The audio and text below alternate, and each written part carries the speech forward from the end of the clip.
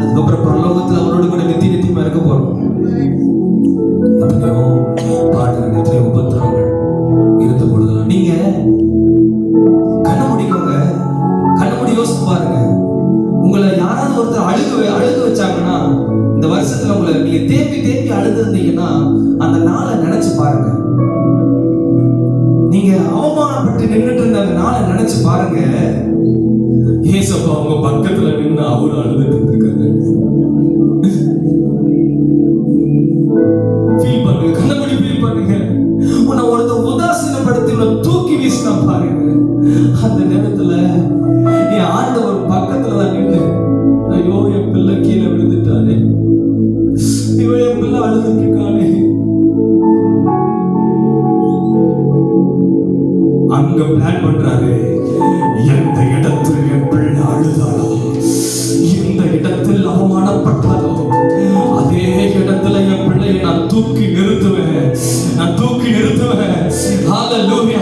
அந்த வெட்கப்பட்ட தேசத்துல கீர்த்தியும் புகழ்ச்சியுமா நடக்கிறேன். நான் சொன்னதை செய்யும் அளவு அவளை கைவிட மாட்டேன். அன்னைக்கு ஆண்டவர் தீர்மானித்து உன்னை கையை பிடிச்சி நடந்துக்கு கூட்டிட்டு வந்திருக்கிறார்.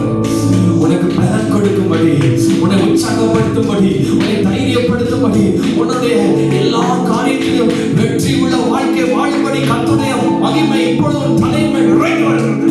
பெற்றுக்கொள், பெற்றுக்கொள், பெற்றுக்கொள். கரங்களை தட்டி பெற்றுக்கொள். தேவ பிள்ளையை பெற்றுக்கொள்.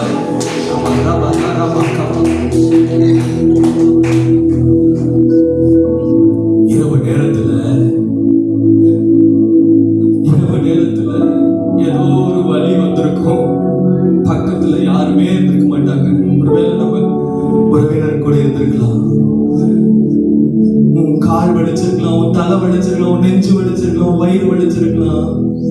அந்த வழியில துடிச்சிட்டு இருக்கிறத யாரும் புரிஞ்சிக்காம இருக்கும் பொழுது, என் அப்பா என் பிள்ளை துடிக்கிறாளே, என் பிள்ளை வயிறு வலிக்குது, என் தலை வலிக்குது, நெஞ்சு வலிக்குது, தவிக்கிறாள் சொல்லி அப்படி ஆணி பாய்ந்த கரத்தை உன் தலை மேல வச்சதை யோசிச்சு பாரு மகனே.